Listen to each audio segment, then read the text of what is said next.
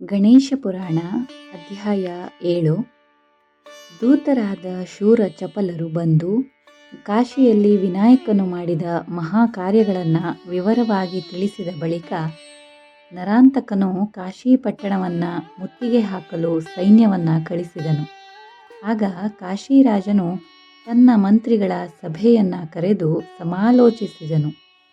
ವಿನಾಯಕನನ್ನು ಶತ್ರುವಶಕ್ಕೆ ಕೊಟ್ಟು ಸಂಧಿಯನ್ನು ಮಾಡಿಕೊಳ್ಳಬೇಕೆಂದು ಮಂತ್ರಿಗಳು ಹೇಳಿದರು.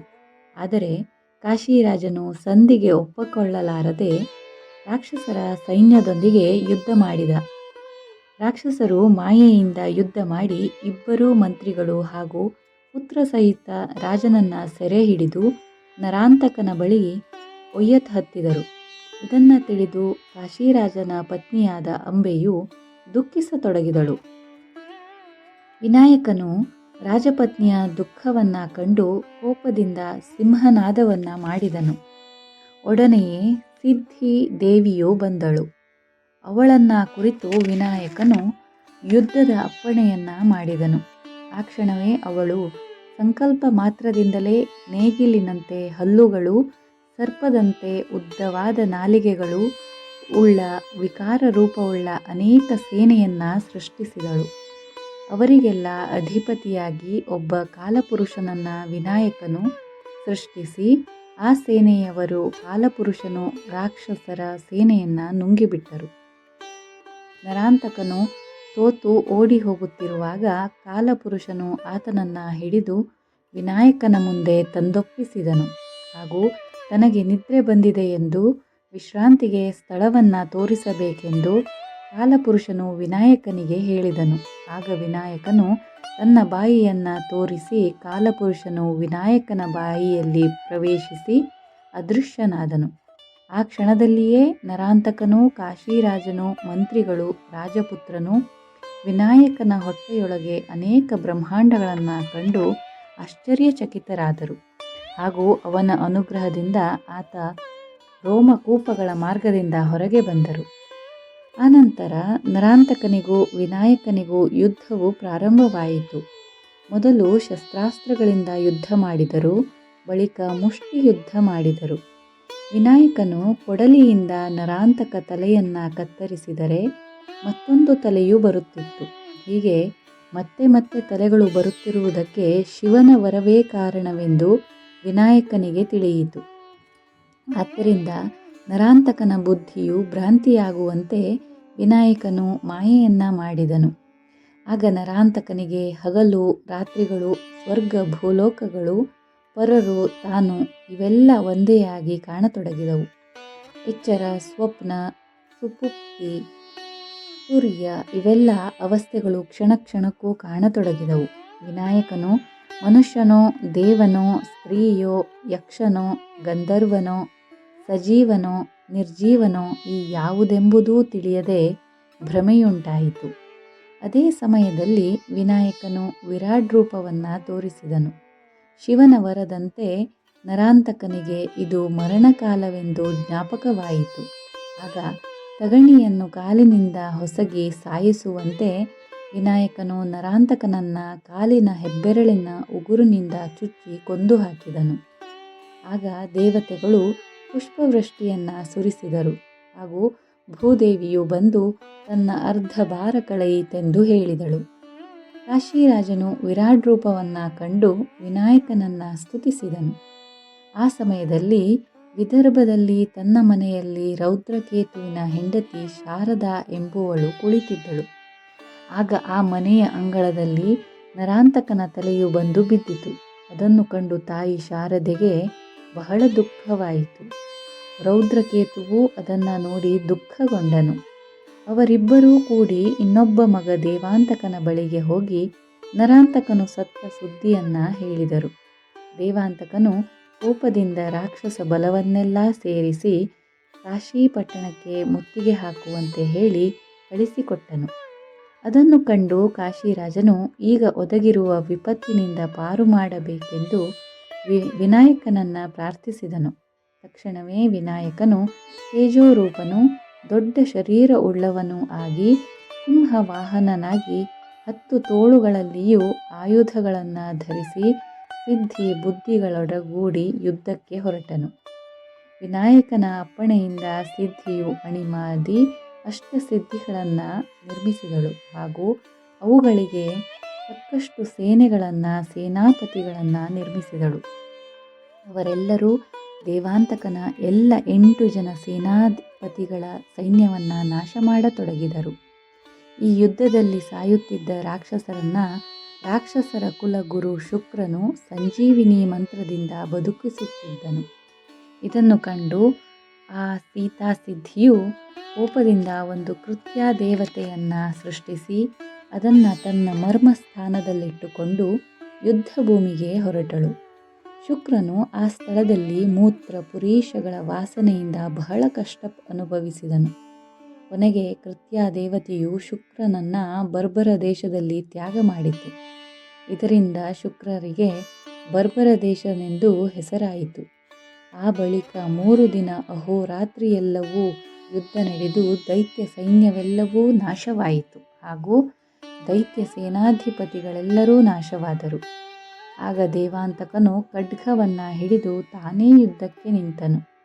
ಆಗ ಮಹಿಮಾಶಕ್ತಿಯು ಅವನ ಹೆಗಲ ಮೇಲಕ್ಕೆ ಹಾರಿ ಕುಳಿತು ಅವನ ಖಡ್ಗವನ್ನು ಕಿತ್ತುಕೊಂಡು ಅದರಿಂದ ಅವನ ತಲೆಯ ಮೇಲೆ ಹೊಡೆದು ಅದೃಶ್ಯವಾಗಿ ಹೋದಳು ಹಾಗೂ ಆ ಖಡ್ಗ ಚೂರು ಚೂರಾಗಿ ಬಿದ್ದಿತು. ದೇವಾಂತಕನು ಧನುರ್ಬಾಣಗಳಿಂದ ಯುದ್ಧ ಮಾಡಿ ಅಷ್ಟಸಿದ್ಧಿಗಳೆಲ್ಲರನ್ನ ಮೂರ್ಛೆಗೊಳಿಸಿದನು. ಅವರು ಒಂದು ಮುಹೂರ್ತದ ನಂತರ ಎಚ್ಚರಗೊಂಡು ವಿನಾಯಕನ ಬಳಿಗೆ ಹೋದರು. ಇದನ್ನು ತಿಳಿದ ಬುದ್ಧಿಯು ತನ್ನನ್ನು ಯುದ್ಧಕ್ಕೆ ಕಳಿಸಬೇಕೆಂದು ವಿನಾಯಕನನ್ನು ಬೇಡಿಕೊಂಡಳು ಹಾಗೂ ವಿನಾಯಕನ ಅಪ್ಪಣೆ ಪಡೆದು ಯುದ್ಧಕ್ಕೆ ಹೊರಟಳು.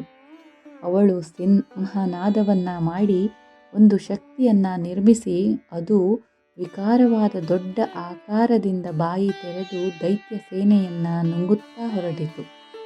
ದೇವಾಂತಕನನ್ನು ನುಂಗಲು ಆತನ ಸಮೀಪ ಹೋಯಿತು. ಆಗ ದೇವಾಂತಕನು ಬಾಣಗಳ ಮಣೆಯನ್ನು ಸುರಿಸಿದನು. ಶಕ್ತಿಯು ಅವೆಲ್ಲ ಬಾಣಗಳನ್ನು ನುಂಗಿತು ಹಾಗೂ ಬಲಹೀನವಾಗಿ ಓಡುತ್ತಿದ್ದ ದೈತ್ಯ ದೇವಾಂತಕನನ್ನು ಜುಟ್ಟು ಹಿಡಿದು ಎಳೆದುಕೊಂಡು ತನ್ನ ಮರ್ಮಸ್ಥಾನದಲ್ಲಿಟ್ಟುಕೊಂಡು ವಿನಾಯಕನ ಬಳಿಗೆ ಹೋದಳು. ದೇವಾಂತಕನು ಶಕ್ತಿಯ ಮರ್ಮಸ್ಥಾನದಲ್ಲಿಯ ಮಲಮೂತ್ರಗಳ ದುರ್ವಾಸನೆಯನ್ನು ಸಹಿಸಲಾರದೆ ಮೈಯೆಲ್ಲ ಕೊಳೆ ಮಾಡಿಕೊಂಡು ಆ ಸ್ಥಳದಿಂದ ಜಾರಿ ಬಿದ್ದು ನಾಚಿಕೆಯಿಂದ ಯಾರನ್ನೂ ನೋಡದೆ ಸ್ನಾನ ಮಾಡಿಕೊಂಡು ತನ್ನ ಅರಮನೆಗೆ ಹೋಗಿ ದುಃಖದಿಂದ ಮಲಗಿಕೊಂಡನು. ಹಾಗೂ ಶಕ್ತಿಯು ವಿನಾಯಕನ ಬಾಯಲ್ಲಿ ವಿಶ್ರಾಂತಿಯನ್ನು ಪಡೆದಳು.